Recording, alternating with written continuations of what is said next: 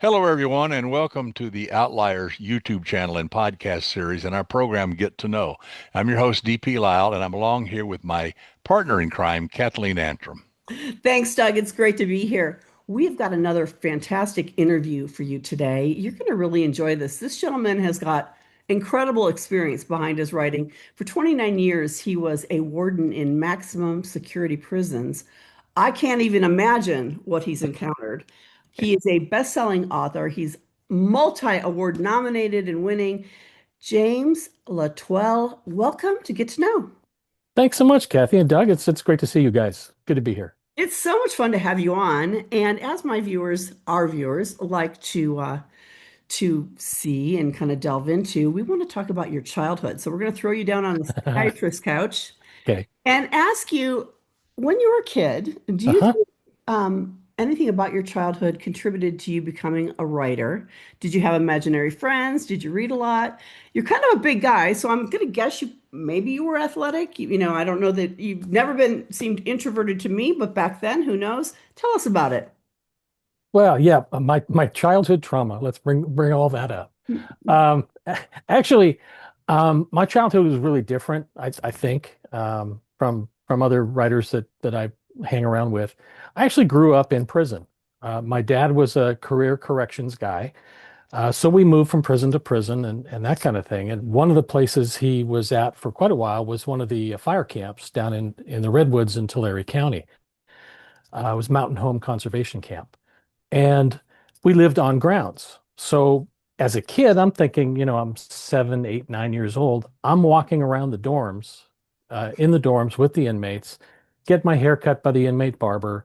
Inmates were teaching me how to play pool. I had a guy trying to teach me how to play blues guitar on the kitchen dock as we were sitting there out there in the back.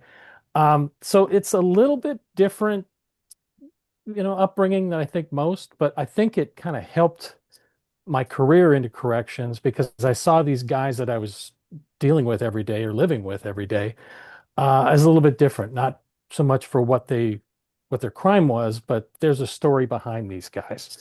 And I think that kind of helps feed how I see the criminals and cops in my books now. And I use that kind of a background. Wow. I mean, that's such an unusual upbringing. So your dad wasn't worried about your safety or what have you being around these criminals. I mean, were these like the hardened kind or were Well, they?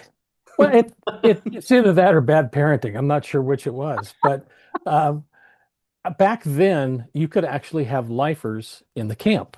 So guys who were, doing time for murder, they'd been down for 10 years, they'd been clean, they let them go out to camp. The inmate gardener was serving life, and he was like one of my only playmates because this place was so remote that he would wheel me around in the wheelbarrow as he was doing his work and stuff. So it was just a different time, a different world. I mean, it's truly fascinating. So let's talk about, so you're growing up Mhm. in prison, basically. Yes. Did you go to college? Like how did your career progress? Tell us about this. Yeah, I mean, I by the time I hit college age, I was in Northern California in near El Dorado County, and I was looking at criminal justice as a degree focus, largely because as I learned, math was not heavily needed in that major, so it kind of drove me. That was real attractive. So I ended up going to Sacramento State, and it was one of two colleges in the nation that had a recognized criminal justice program. It was John Jay University back east and Sacramento State. So I chose Sacramento State and did my criminal justice degree there. My graduate work in criminal justice, I did it there too, and it helped because I found a job that would let me read my assigned task work and start writing my thesis at night while I was working. And that was in juvenile hall, watching kids while they slept, kind of thing. And that kind of led me into the door that, okay, this profession isn't so bad. Maybe I can do this. So, okay, so you graduate, you go into criminal Mhm. justice, you start working in the prison system. Mhm. And when did you decide to become a writer? I mean, did that niggle at you when you were a kid? Were you a reader? How did you get to where you are today? Yeah. Excuse me. Always a voracious reader. I could read anything I could get my hands on. Early on, I was into, the classic science fiction stuff. Um, and then, as college kind of overwhelmed everything, I didn't have time for recreational reading until after I graduated. But it never occurred to me that I could actually write commercial fiction until after I retired. So after I left 29 years, behind the walls, I'm sitting there in the backyard with my retirement coffee, reading a book, and it just sucked. So I kind of just tossed this book aside and said, well, I can do better than this. And it's like, well, can you? So it set me down the path to learn how to do that. And I think that's where I first met Doug was at Book Passage during the Mystery Writers Yeah. Conference. And that started, you know, getting me familiar with what that really means in terms of pacing, dialogue, story structure. Things as a reader I had no idea about. But I did manage to, at a BoucherCon, track down that author that I was reading in the backyard and thanked them for their inspiration to make me become a writer. Who Thank was you that for writing a author? bad book. I'm not going to say. I I'm not going wouldn't to say either. who. Oh, this is the bad one. Okay, Yeah, never. not going to say who that was. How funny that you met them later. Yeah. So how many books have you got have in print right now? Number 11 is coming out in January.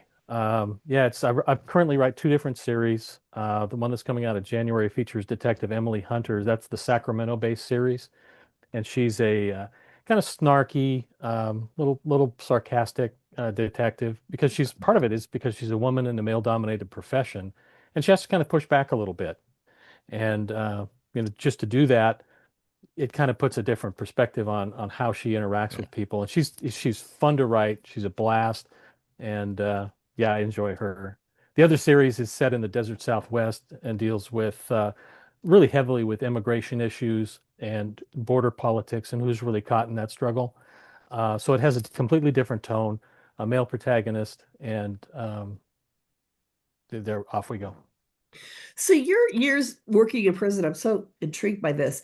Do you feel like that gave you um, a more objective view of criminals and that, or do you feel it maybe hardened you a little bit towards criminals? I mean, it's so interesting. I mean, your experience is so different from most of us.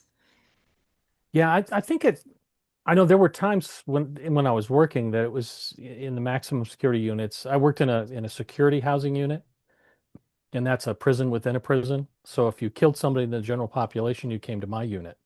So everybody in it was doing multiple life. We had, serial killers, notorious folks in there, and you're living with them day in and day out. So you see a different side of them than they might have projected on the street. And you kind of start to understand how they work and how they think and how they interact with others around them. And I think that's helped me create characters, especially on the antagonist side of my books, to make those characters believable, but also they think they're the hero in their own story and they're doing the right things as they see it. And it's how that rolls out is the problem for most of us. And that's an important lesson for writers, remember that the antagonist is the hero of his own story. He's got his own Yeah, fears and wants and needs and motivations and skills and lack of skills and all that stuff. Yeah. right. And what's your process? I mean, do you consider yourself an outliner, a pantser, somewhere in between, or you just, Yeah, I'm definitely I'm in the outliner camp. I'll sit down. To me, characters first. I want to know who I'm going to be working with and living with over the next couple of months while I'm working on a book. So once I have the characters in mind, then I start to outline the story. Um, because to me, the character comes first. I've gotten as far as writing a short story in first person point of view, just so I could hear that character in my head, so that by the time I went to, put words on the page for that story, I knew what they sounded like and how they interacted with people, and it just kind of goes, a lot smoother that way. Writing two series, my time constraints. I think the outlining really helps me because I do less, backtracking and rewriting, you know, plot threads that go nowhere.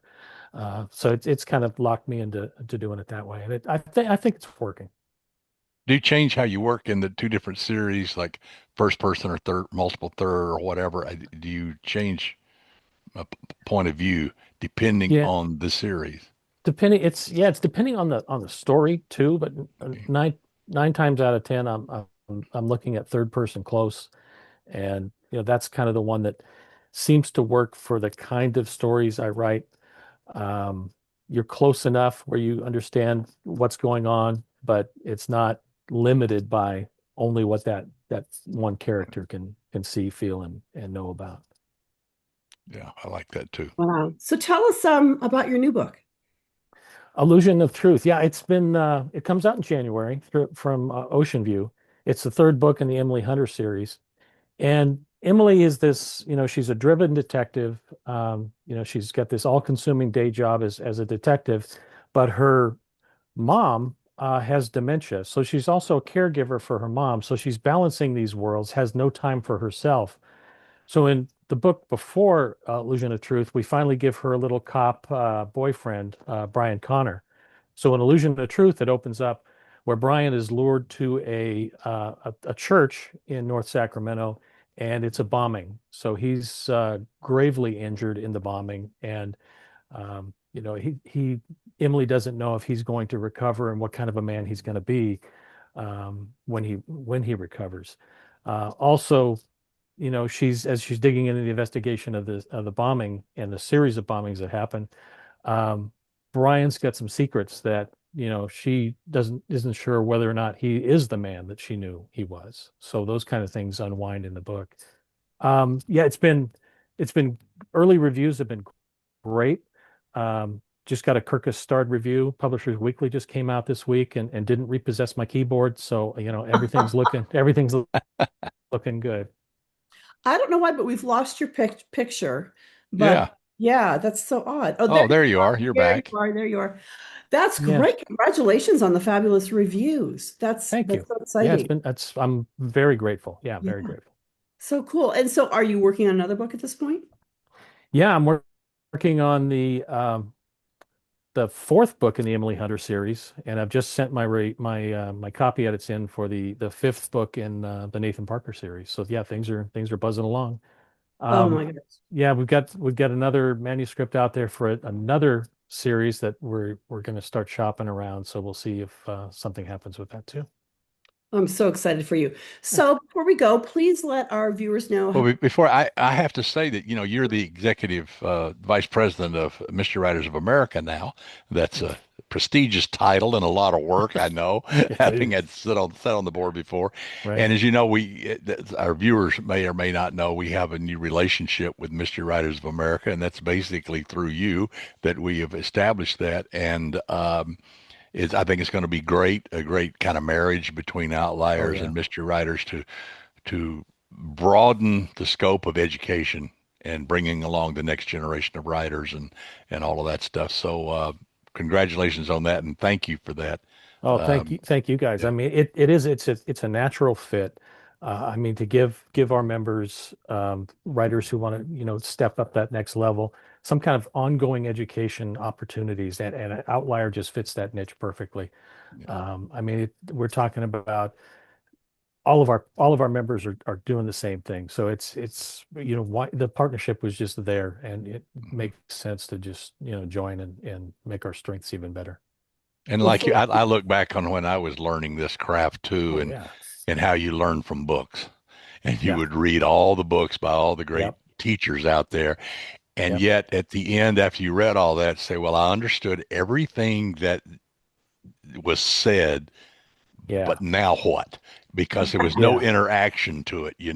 And I exactly. understand point of view completely, but How do I apply how I do it? I apply put it it. into practice? Yeah, Yeah. how do I apply it? And that's Yeah. why, for me, going to Book Passage, helped fit Yes. fit that niche. But now with Outliers and what you folks are doing with the incredible speakers and trainers that you have, like Alex Finley is going to be talking Yep. to us tomorrow. Yep. Um, I mean, that's just fantastic.